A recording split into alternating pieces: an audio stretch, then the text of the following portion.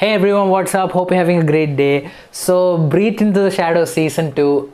Before I go into the review, I have to talk about the original prequel series, not Season 1, the series before that, the one starring R. Madhavan and Amit Sadh. Frankly, I always felt like the story and the overall, the theme that they were going with, it was very interesting. But overall, I felt conflicted with the content, mainly because the entire theme rests on the fact that, in order for someone to live, someone you love, in order to protect them, in order for them to live, someone else has to die.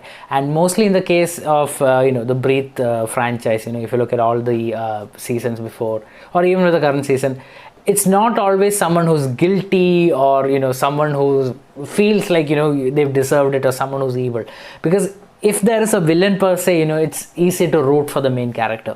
But what's interesting here is that the person who has to die, it's not always, that person is not always guilty or evil. Because of that, you feel a little conflicted when you watch a person die, especially if you know that, that person is innocent.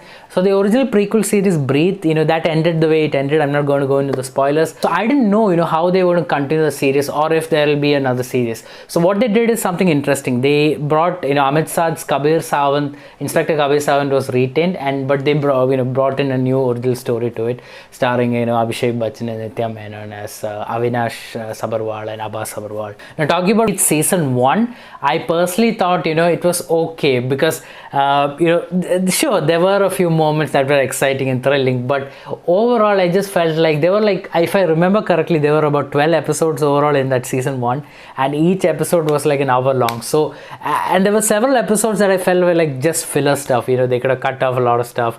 So I just felt like it was unnecessarily long, and I felt bored here and there. So overall, I thought, it was okay. Now, coming to season 2. First and foremost, I have to say, it's not slow. Oh my god, it's like the makers really listened to all the feedback from season 1, and they said, okay, we're going to make this really fast paced. So instead of like a one hour episode, there are several episodes like just 45 minutes or 40 minutes long, and overall there are just 8 episodes in the series also. So they cut out all the fat, and they made the story extremely fast paced, and it always felt like the story was moving forward. There are several twists and turns in the story. It's there's a certain amount of unpredictability, there is a certain amount of shock factor in it, but in spite of all of that, you have to acknowledge here and there it does feel a little ridiculous, and I don't want to take away the entertainment factor of it. This season 2 for me was extremely entertaining. I binge watched the 8 episodes in one go, so I just practically saw the entire 8 episodes series in one day, and because I was interested in where it's going, what's going to happen, so I was definitely interested. But again, when the twists and turns happen, like I said, sometimes like, okay, that's a little too much, because yes, it's one thing to say, oh, the protagonist is really smart, but at some point you felt like the protagonist is making these plans as if he can predict the future. That's where, and I obviously I don't want to give away spoilers, but I definitely felt there are moments like, okay, was he able to predict that? Just a few moments here and there felt extremely far-fetched. It's one thing to write, this like edge of the seat thrillers, and there are definitely edge of the seat moments in the series. Like I said, it's extremely entertaining. It's definitely an improvement over season 1 in my opinion, because like I said, I watched it in one go, whereas in season 1 I took a couple of days, so I took my time and watched here and there. And of course, coming into the climax, again, of course I don't want to give it away, but the way things ended, they don't give away all information, but they give enough information, to give you just enough hints and closer to what could have happened. And frankly, I hope they don't do a season 3.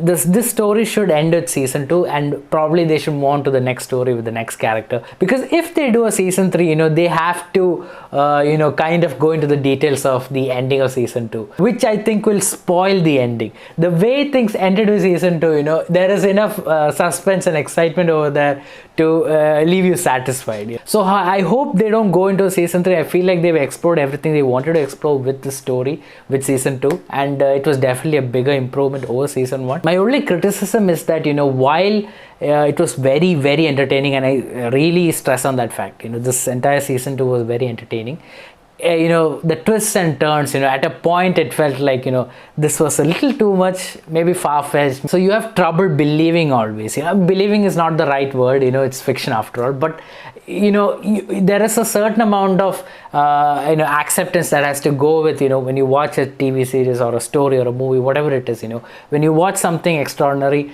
there has to be a level of acceptance in order for you to continue with that story, in order for you to fully accept it and go on with it.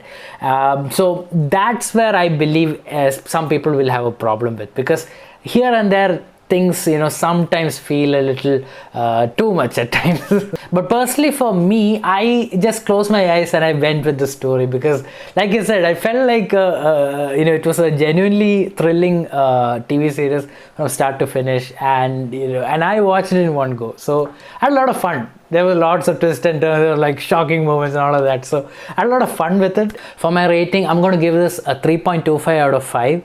It's a fast-paced, shorter version of season 1 with lots of twists and turns that are sometimes ridiculous and over the top, but thoroughly entertaining and extremely fun. If you have a lot of free time on your hands and you're looking to binge watch an entire season of a TV series, then this is definitely worth a watch. And that's it for my review, guys. Let me know what you think about Breathe Into the Shadows Season 2. Share your thoughts in the comments below. I would love to read them. As always, thank you for watching. If you like this video, hit the thumbs up icon, and of course subscribe to my channel for more videos like this. Thank you for watching. Have a great day. Bye.